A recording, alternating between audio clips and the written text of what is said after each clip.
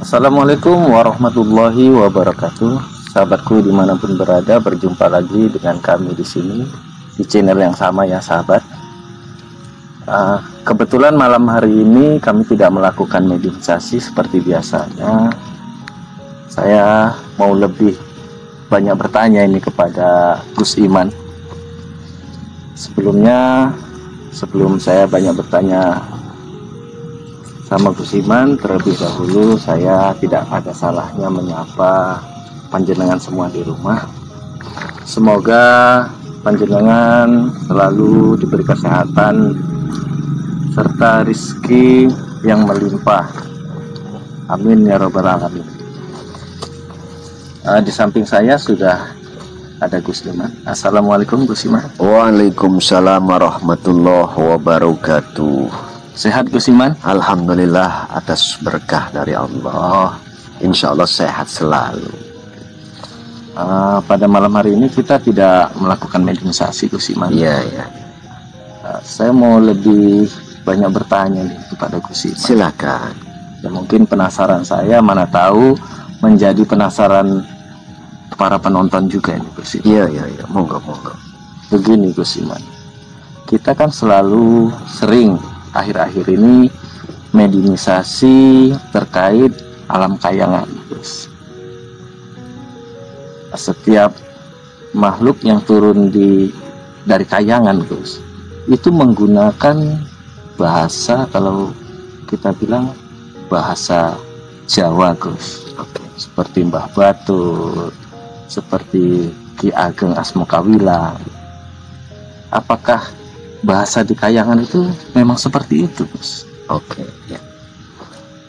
Sebelum saya menjawab pertanyaan Abang, atas rasa penasaran tentang, ya katakanlah mungkin kehidupan di alam kayangan, terkhusus dalam hal ini dari sisi bahasa yang mereka gunakan, terbukti saat diproses mediumisasi makhluk-makhluk gaib yang dari kayangan.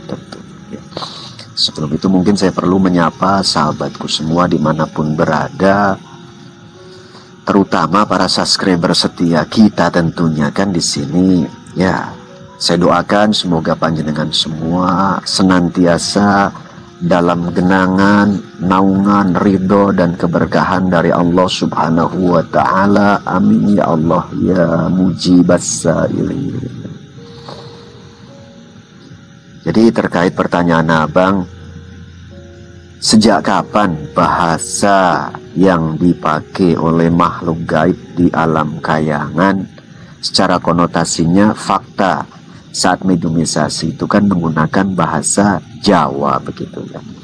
Kalau pertanyaannya sejak kapan bahasa itu mereka gunakan, sedikit saya harus mencoba guna untuk menelusuri kilas balik beberapa video yang telah kita buat, artinya berdasarkan mediumisasi.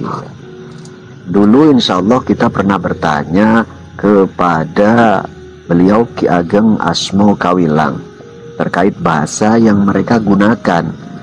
Jawaban mereka, terkhusus kala itu cerita beliau Ki Ageng Asmokawilang ini, dari mereka kecil katanya orang-orang tua, yakni moyang-moyang mereka lah, itu sudah menggunakan bahasa itu ya. Jadi kalau pertanyaannya dispesifikkan sejak kapan bahasa Jawa itu dipakai di sana, secara pastinya saya sendiri tidak bisa menyimpulkan, namun muncullah dugaan kuat, mungkin ya dari mereka beserta moyang-moyangnya itu awal mula ada.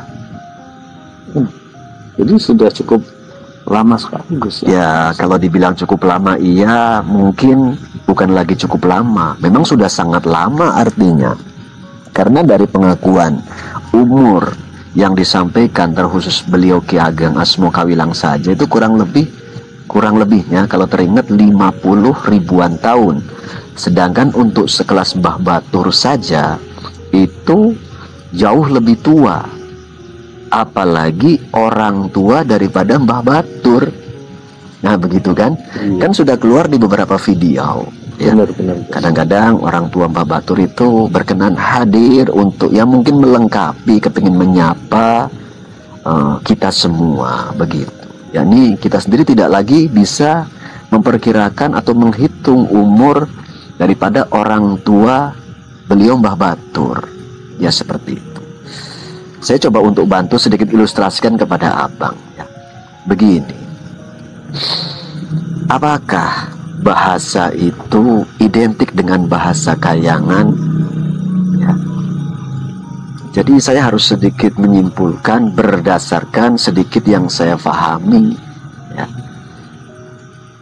Ternyata saat saya mencoba guna untuk melakukan penelusuran di luar konteks mediumisasi, yakni ngobrol dengan makhluk gaib yang ada di Kayangan, itu kan saya kadang mau juga sedikit, kalau bahasanya mungkin jalan-jalan pribadi lah, atau berselancar, bahasa kerennya begitu ya. Kalau bahasa dalam dunia supranaturalnya itu kontemplasi, perjalanan astral yang bersifat pribadi, tidak melibatkan pihak manapun, tidak melalui mediator atau ngobrol-ngobrol itu. Dan kita mencoba guna untuk katakanlah menguping dan mengintip keseharian mereka. Seperti apa sih rupanya bahasa yang dipakai, kan begitu? Iya. Karena kan beberapa kali pun kemari mau yang dari Kayangan lain gitu, seperti Puspa Mega atau Kayangan kalang-kalang alang-alang kumipir kan sudah sering Gus. Iya. Seperti yang dari Puspa Mega pun kemari menggunakan bahasa itu juga. Iya. Jadi kesimpulannya, hasil daripada kita sedikit menelusuri dengan jalur kontemplasi itu, saya mendengarkan dan menemukan langsung bahasa mereka di alam mereka ya memang sama seperti bahasa yang mereka pakai saat ngobrol bareng kita di proses mediumisasi. Artinya mereka ada susunan tingkatan bahasanya. Ada bahasa, kalau bahasanya mungkin ngoko, ada bahasa kromo. Itu loh. Oke Gus. Bahasa ngoko itu bahasa apa itu? Oke, bahasa ngoko itu kalau abang bingung, ya, bahasa yang identik sering digunakan oleh beliau Mbah Batur. Oh, kalau di kita lah gitu bahasa ngapak lah. Bahasa keseharian, bahasa, mohon maaf, ya, kelas untuk umum lah bahasanya begitu. Itu bahasa ngoko. Seperti yang dibawakan Mbah Batur di saat kita mediumisasi Gus. Ya seperti itu. Itulah contoh sedikit banyaknya bahasa ngoko. Bahasa kromo itu pernah mendengar? Sepintas pernah ya, sih.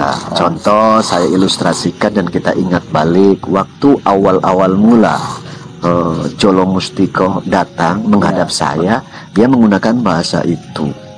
Contoh sedikit saya mungkin copy lah atas ucapan dari beliau Jolo Mustiko.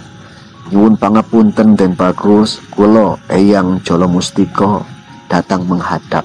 Artinya datangnya sih diwakili dengan bahasa menghadap. Nah, seperti itu. Kalau Mbah Batur kan begitu. Ya langsung. Sudah sampai saya. Itu bagian kecil daripada sampel atau contoh bahasa kromo. Kromo ini pun ada tingkatannya. Ada kromo madyo, ada kromo inggil. Nah, itu rumit nanti cara menguraikan atau abang untuk menyimak bagaimana perbedaannya. Itu ada perbedaan cara pengucapan dan kalimat-kalimatnya, karena itu dipengaruhi oleh kasta. Ada kasta yang di bawah, ada kasta menengah, ada kasta yang di atas, atau kalangan ningrat lah kalau bahasa ilustrasi di alam manusia dulu-dulunya, terkhusus di Pulau Jawa begitu. Ternyata rumit juga Gus ya. Mengatur tata bahasanya ini Gus. Ya seperti itulah intinya. Namun memang kalau kita tinjau balik dari sisi bahasa tingkatan yang ada dalam budaya Jawa, memang begitu luas tentang makna.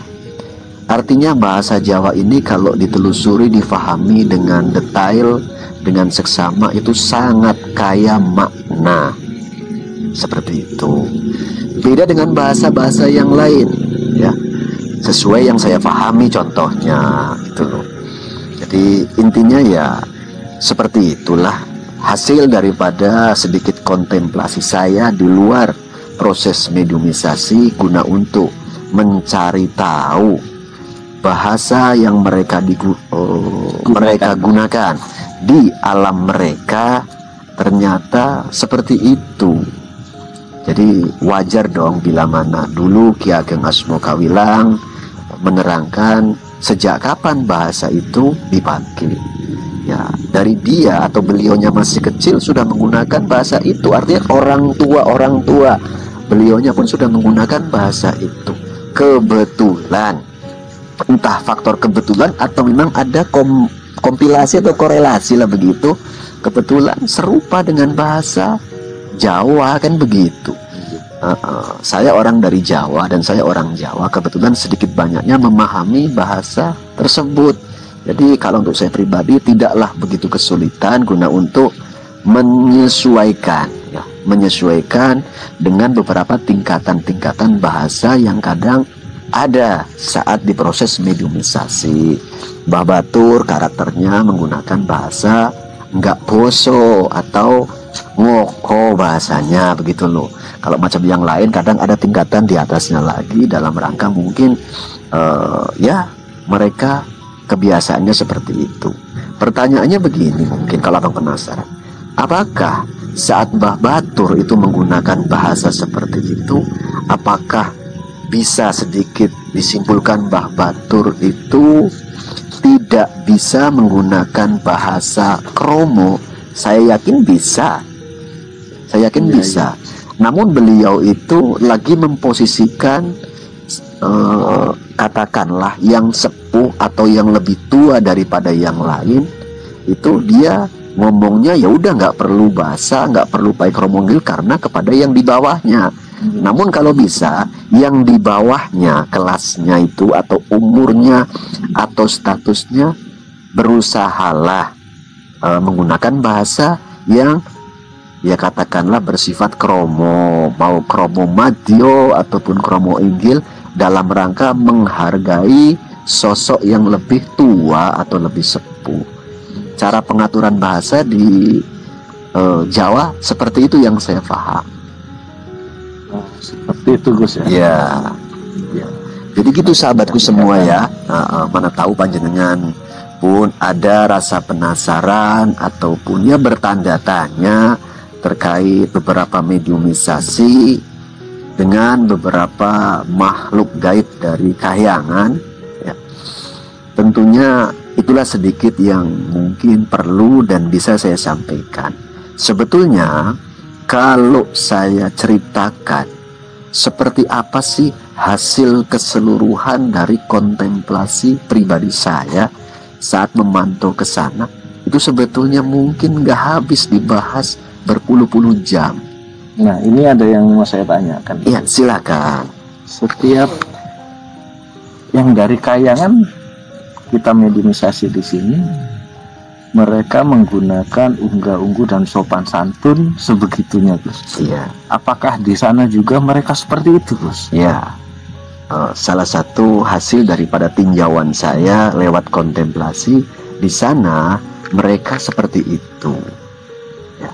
Jadi kesimpulannya akhlak ataupun unggah-ungguh ataupun tata krama itu memang di sana dijunjung tinggi, ya, dipraktekkan dalam keseharian.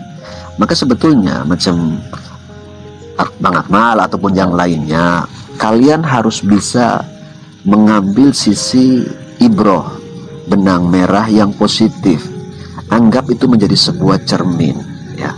Kita di alam bangsa manusia, apalagi kita bangsa manusia yang secara status itu kan derajatnya lebih mulia dan lebih sempurna dari makhluk gaib. Kalau bisa jangan mau kalah, Kita harus mampu lebih beretika, lebih berakhlak, minimal kepada sesama kita bangsa manusia. Karena status manusia ada yang di bawah kita, ada yang setara dengan kita, ada yang lebih tinggi, baik itu derajat atau umurnya lebih banyak daripada kita. Cobalah latihan untuk dipraktekkan dalam kehidupan ini. Itu.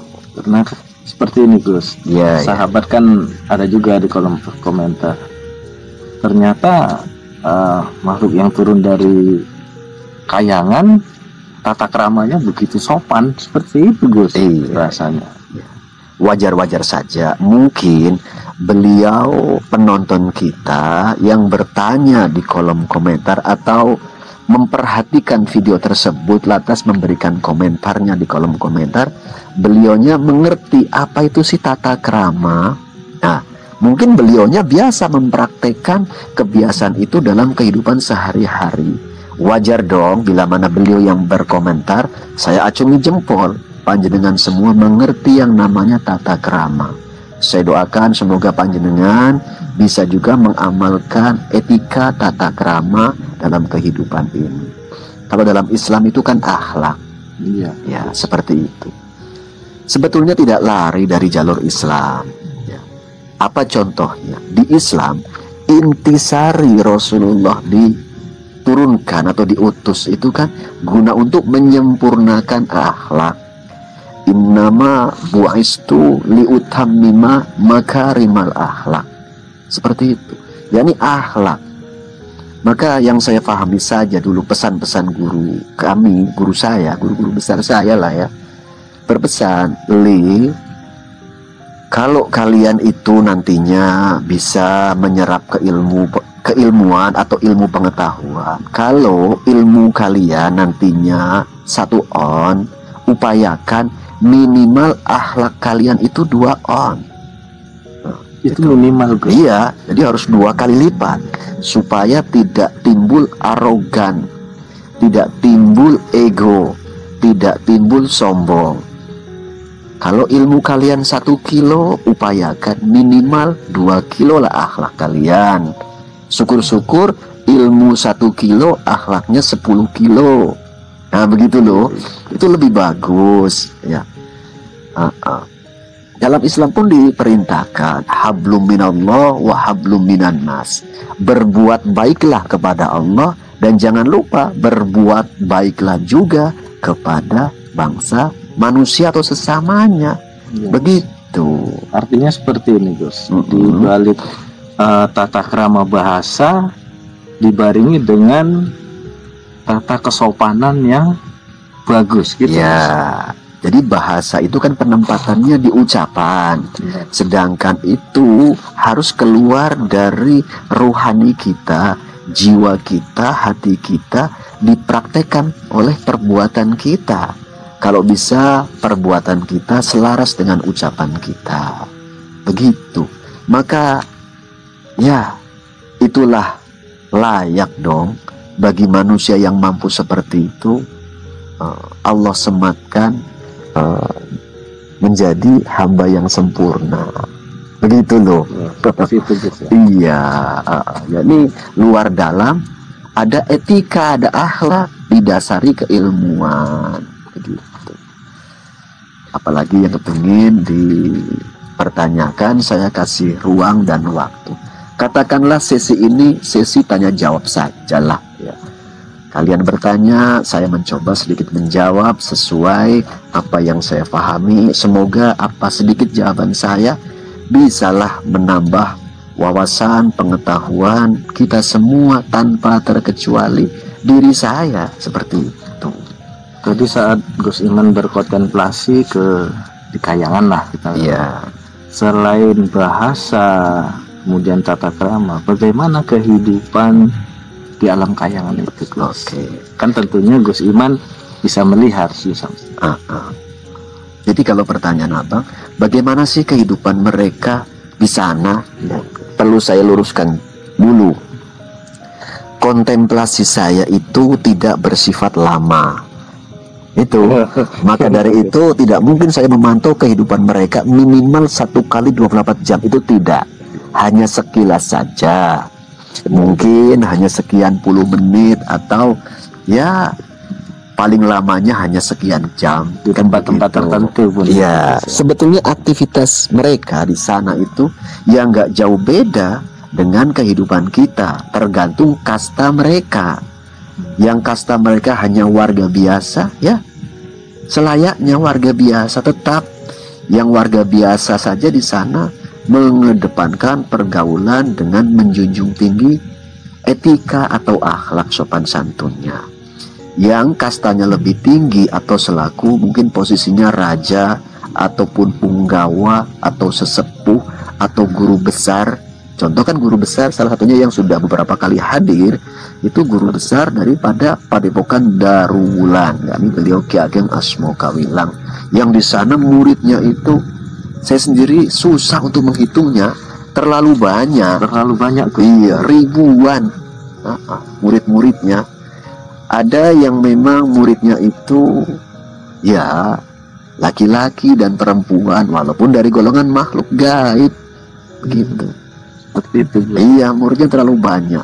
Jadi antara si murid kepada gurunya itu sangat dijaga dan dituntut mempraktekkan yang namanya unggah-ungguh, tata krama, etika atau akhlak. Seperti itu. Begitu juga saat beliau, contoh Prabu Purbojati dari kerajaan Tawang Angin. Ya, beliau selaku raja atau prabu, beliau kita simak, kita tengok.